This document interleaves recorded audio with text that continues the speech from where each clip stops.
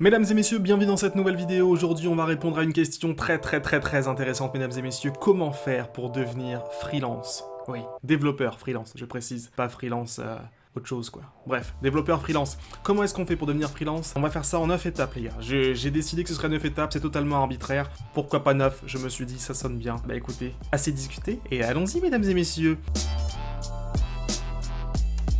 Quelle est la première étape, mesdames et messieurs? Il faut choisir le langage de développement que vous voulez apprendre, que vous voulez exercer dans votre activité de freelance. Qu'est-ce que vous allez mettre en avant, d'accord? Qu'est-ce que...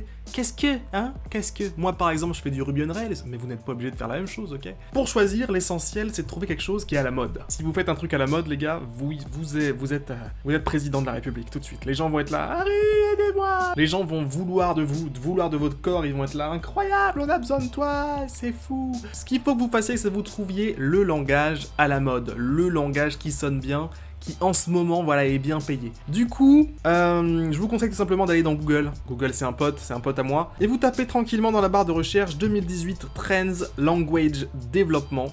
Alors, qu'est-ce que ça veut dire? 2018 pour l'actualité, ce qui est dans le présent, quoi. On veut pas ce qui concerne 2014, on s'en tape. Trends, ça veut dire quoi? Ça veut dire tendance. Les tendances de 2018 concernant les langages informatiques. Donc c'est parti, on tape ça dans la recherche, et donc là, on voit des petits résultats, tranquillou pilou, et là, on en a un qui sonne vachement bien. Regardez. Here are the best programming language to learn in 2018. Vous aimez mon accent? Moi aussi je le kiffe, ça fait plaisir. On clique là-dessus les gars. Ça sonne bien ça sonne bien. Et donc là, waouh, regardez comment c'est long. Premier JavaScript. Premier JavaScript, on a JavaScript qui est là. Pourquoi JavaScript? Tout simplement parce que JavaScript c'est la... Putain ça m'a fait peur. Ça doit être les poubelles qui passent dans le... Wow. Donc JavaScript, ouais, ce qui est bien avec JavaScript, c'est que en fait c'est la base de plein de frameworks, AngularJS, React.js, et compagnie, machin, truc JS, Node.js, tout ça, dès qu'il y a JS, ça veut dire JavaScript. Donc concrètement, JavaScript est la base de tout un tas d'autres trucs, donc si vous apprenez JavaScript, vous avez la chance d'avoir le premier palier vers tout un tas d'autres choses. Et ça, c'est merveilleux, n'est-ce pas? Donc JavaScript en premier, c'est pas étonnant parce que voilà, c'est JavaScript, hein. JavaScript ça pèse. En deuxième, on a Swift. Swift, le langage de développement pour faire des applications iOS, tout ce qui est application mobile iOS quoi. Donc ça a pas mal gagné en popularité apparemment, puisque regardez l'intérêt au fil du temps ne fait qu'augmenter. Bon, on est quand même sur une stagnation vers la fin là, mais bon, c'est quand même pas mal, c'est quand même pas dégueu. Ok, ensuite on a Python. Qu'est-ce qu'on a d'autre ensuite? Java, C++, Ruby, mon poteau Ruby, il est là, il est dans la liste, regardez. Ruby est l'un des langages de programmation les plus aimés dans le quartier, quoi. Il a été créé pour être l'ami des développeurs, en gros. Oh, mon petit Ruby chéri. Je suis fervent supporter de Ruby, j'aime bien Ruby, c'est sympathique. Après, je m'en fous, je fais ce qui rapporte du fric, mais c'est quand même sympa, Ruby. Je vous cache pas que quand vous faites du riz, vous êtes là... Oh. Oh, vous faites, c'est comme du surf, tu vois, t'es là, oh, tu prends une belle vague, oh. Enfin bref, mesdames et messieurs, je vais pas m'attarder trop sur cette première étape, qui est donc le choix de votre langage, c'est au feeling, les gars. Ensuite, mesdames et messieurs, deuxième étape, c'est quoi? Demandez à Google, encore une fois, comment est-ce qu'on fait pour apprendre par exemple le JavaScript? Comment est-ce qu'on fait? How to learn JavaScript, man. How to. Très important de parler anglais avec Google. Dans tout ce qui concerne le développement informatique, je vous conseille de vraiment parler anglais avec Google. Si vous ne parlez pas anglais avec Google, vous allez tomber sur des ressources merdiques. Non, en français, c'est vraiment limité. Donc là, voilà, vous avez des petits articles, des petits trucs. Pareil, 50 ressources pour t'aider à apprendre JavaScript en 2018, franchement. Et les mecs ont encore besoin de... Attendez. On a besoin de rien, tout est sur internet, regardez. Il y a une liste avec tout un tas de trucs. C'est quand même dingue. Des articles, des livres, carrément des livres. Des sujets carrément, les mecs vous racontent leur vie. Oh là là là là. Introduction à React. Non mais c'est dingue tout ce qu'on a les gars. C'est dingue tout ce qu'on a. Si vous êtes dans d'autres liens, vous allez sûrement trouver des cours en ligne, etc. Bon ça c'est payant, mais si vous voulez des trucs gratuits, vous pouvez tout simplement rajouter free. Et donc là vous avez tout un tas de trucs gratuits sur JavaScript. C'est génial. Deuxième étape, c'est bon. Donc maintenant que vous avez fait cette petite recherche sur Google, il faut choisir. Il faut choisir, donc pour choisir, je vous conseille de d'éplucher, voilà, les 5-10 premiers résultats que vous avez là, et de choisir. Les gars, il faut choisir, donc faites ça au feeling, encore une fois. Faut dire que quand on sent quelque chose avec le cœur, il faut y aller, les gars. Il faut y aller, donc faites parler votre cœur, choisissez une technique pour apprendre, et apprenez. Apprenez, il faut se lancer. Enfin, pour l'instant, n'apprenez pas. Choisissez, on est qu'à la 3e étape. 4e étape, justement, on y arrive, c'est la plus compliquée, la plus dure. Les gars, il va falloir s'accrocher. C'est l'étape où 99% des gens vont abandonner, vont lâcher l'affaire, vont se dire non, c'est pas pour moi, je vais aller déposer des CV à H&M parce que ça, c'est pas pour moi, ok? Courage, les gars. Courage, parce que là, la 4e étape, il va falloir apprendre le langage. Ouais, il faut apprendre les gars, je suis désolé de vous le dire comme ça, c'est vrai que c'est un peu rude, mais c'est vrai qu'effectivement il faut apprendre le langage au bout d'un moment, et c'est le moment, c'est là, c'est la 4e étape les gars, il faut apprendre. Il faut apprendre, donc vous choisissez un truc et vous allez y passer vraiment du temps, ça va être long les gars, je vous dis, vous en avez au moins pour plusieurs semaines, grand minimum 1 mois, vraiment 1 mois à plein temps comme ça de charbonnage. Très important tous les jours de taffer un peu le truc, et si vous avez de la chance au bout d'un mois, bah vous savez faire quelques petits trucs quoi, et ça c'est cool, félicitations si vous arrivez jusque là. Ensuite, mesdames et messieurs, 5e étape, c'est de reprendre un des projets que vous allez avoir vu pendant votre apprentissage. C'est-à-dire que tous les cours en ligne, les ressources, les trucs gratuits que vous allez trouver, vous proposent de construire des trucs. C'est normal, on n'apprend pas sans pratiquer. On n'apprend pas sans pratiquer, ok? Alors ce que vous allez faire dans cette 5e étape, mesdames et messieurs, c'est récupérer un de ces projets que vous avez fait pendant votre apprentissage et vous allez le mettre à votre sauce, c'est-à-dire vous allez le rendre unique. Vous allez faire en sorte que, je sais pas, il y a un fonctionnement, que ça serve à quelque chose pour vous dans votre vie, j'en sais rien, que ce soit un outil qui vous serve ou qui serve au moins à quelqu'un, quoi. Pourquoi pas votre mère, votre père, j'en sais rien, éditer des factures, j'en ai aucune idée les gars, faites ce que vous voulez, mais il faut que ce soit unique. Même si c'est juste vous rentrez un mot et ça vous affiche un jeu de mots par exemple, pourquoi pas tu vois, pourquoi pas, mais il faut que ce soit unique, ok? Unique. Très important. Par la suite, vous allez voir, ça va vous servir de preuve à toutes les questions. Tu t'y connais toi en JavaScript? Bah ouais, écoute, j'ai fait ce projet qui m'a vachement servi dans ma vie personnelle, je l'ai fait vraiment par plaisir parce que j'adore ça, le code, et puis voilà quoi, je m'y connais un peu, je touche, voilà, je fais des petits trucs pour moi, pour ma propre utilisation, je suis quelqu'un de passionné. Voilà, vous pourrez dire ça, je suis quelqu'un de passionné. Ouais, je suis quelqu'un de passionné. Passionné, le mot magique, les gars. Vous êtes passionné, les gens veulent de vous direct. Il est passionné, oh, incroyable, il est passionné, ramenez-le avec nous. Il faut être passionné, les gars. Et si vous l'êtes pas, devenez-le. Devenez passionné, les gars. Très important, ou au moins, dites-le.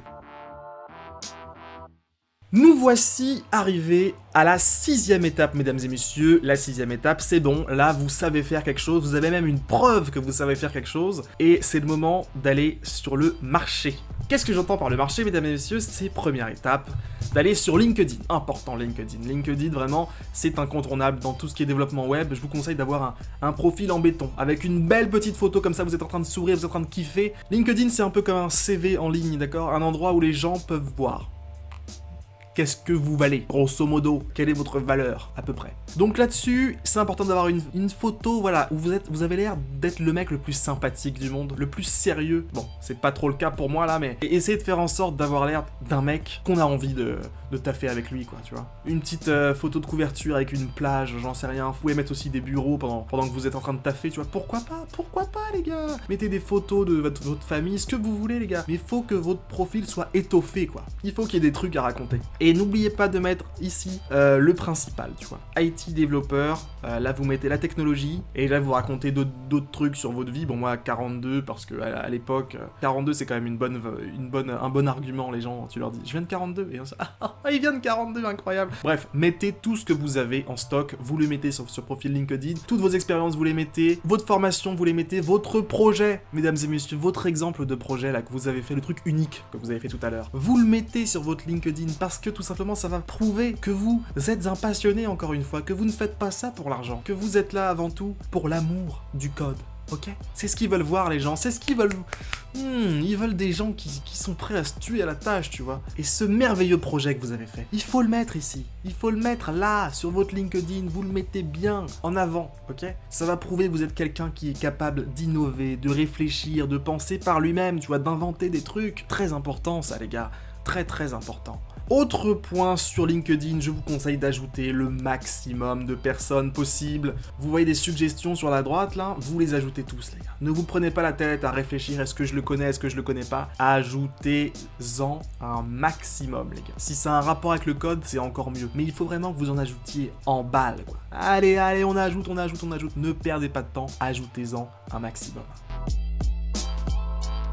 Ok les gars, on était à la 6ème étape, maintenant c'est la 7ème étape. Il s'agirait d'aller les chercher. Maintenant qu'on a mis en place un peu ce petit nid qui est LinkedIn, dans lequel vous avez votre formation, votre expérience, qu'est-ce que vous savez faire à peu près, etc. Il est temps d'aller les chercher, ces offres. Donc concrètement, ce que vous allez faire pour ça, c'est aller sur Google, encore une fois, et taper par exemple « développeur freelance ». Ok. Voilà, donc là vous avez tout un tas de sites qui sortent en annonce là. Vous avez vu les annonces? Ça c'est des sites là qui payent pour être là. Pourquoi est-ce qu'ils payent? Tout simplement parce qu'ils prennent une grosse commission sur toutes les missions qui passent par eux. Du coup, ça veut dire que là-dessus, il y a beaucoup de développeurs et il y a beaucoup de clients aussi. Donc concrètement, par exemple, Malte, là, vous cliquez là-dessus et voilà, vous voyez tarif moyen par jour, 368 €. 48% des gens peuvent venir travailler chez vous et là voilà, vous avez des gens qui sont là, qui mettent leurs tarifs et donc si par exemple vous êtes JavaScript, tapez JavaScript. Vous allez avoir une idée un peu de combien est-ce que ça peut payer. Voilà, il y a des gens voilà, qui sont là, 260 € par jour, 490, ça dépend aussi de leur expérience, de tout ça. Ça dépend même de ce qu'ils ont envie d'être payés, hein, tout simplement. Il y en a qui savent pas faire grand chose. Putain, mais lui, il est vraiment pas cher par contre. Hein. 260 € alors qu'il fait du React.js, Vue.js, AngularJS, Ionic. Le mec est multifonction et il est à 260 € par jour. Putain, Valentin S. Qu'est-ce que tu fous, Valentin S? T'es en train de vendre ton cul, Valentin S. Bref, faites un peu une étude comme ça du salaire des autres et vous vous mettez, voilà, à peu près dans la marge du début. Pas trop cher, hein, pas trop cher parce que sinon ça se voit que c'est de la carotte. Non, il faut que ce soit quand même logique et que ça ait l'air véridique tout ça, d'accord? Donc concrètement, tous ces sites-là qui vont apparaître dans cette première page-là de recherche Google quand vous tapez développeur freelance ou recrutement, développeur freelance, ce genre de trucs, il faut que vous vous inscriviez à tous ces sites-là, d'accord? Et que vous fassiez un petit profil bien propre, d'accord? Qui soit en attente, tranquille, d'offres. En plus de ça, sur ces sites-là, il y a aussi carrément des clients qui font des appels d'offres et vous pouvez carrément les contacter, les mecs. Ouais, je suis chaud pour faire ton truc, voilà, je te prendrai tant. Vous faites des trucs comme ça, les gars, vous allez voir. Des sites du style de Malte, là, il y en a au moins une dizaine. Vous vous inscrivez à un maximum de ces sites-là. Vous allez voir, les gars, ça va pleuvoir. Pleuvoir du ciel comme ça. Ouah, les offres vont tomber. Ça va tomber, vraiment, ça va tomber.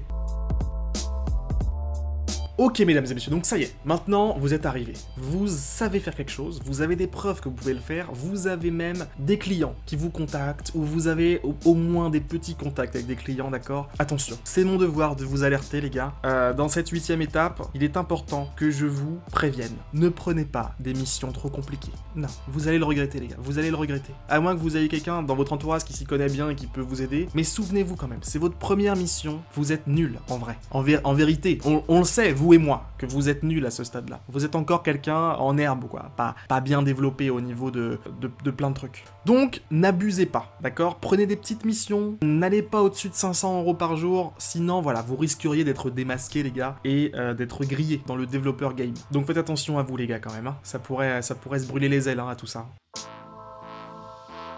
9ème étape les gars, et l'étape sûrement la plus intéressante. Profitez de tout ce fric. Oh il pleut du fric les gars, ça y est, vous êtes arrivés, vous vous faites des couilles en or. Félicitations, ça me fait plaisir pour vous. Donc voilà, c'était comment est-ce qu'on fait pour être développeur freelance, par où commencer, quelles sont les étapes, tranquillou pilou. Donc je vous conseille de passer par là si vous voulez devenir développeur freelance. Ça peut être une bonne route à prendre, donc allez-y les gars, foncez. C'est tout pour cette vidéo, mesdames et messieurs, je vous quitte, abonnez-vous si vous avez kiffé, et à plus, ok? Ouais, j'ai pas le temps aujourd'hui, donc je me tire. Salut, bisous, au revoir. Yeah, M-E-T-H-O-D, drop 3 to Wayne Carter with a splash of Buster's crap and a big pop, a little dash of nastiness, top it off with Bob Marley, throw them on in a blender, and I'm what the fuck you getting, imagine that like a figment. I'm a walking, talking nigga, something you never figured.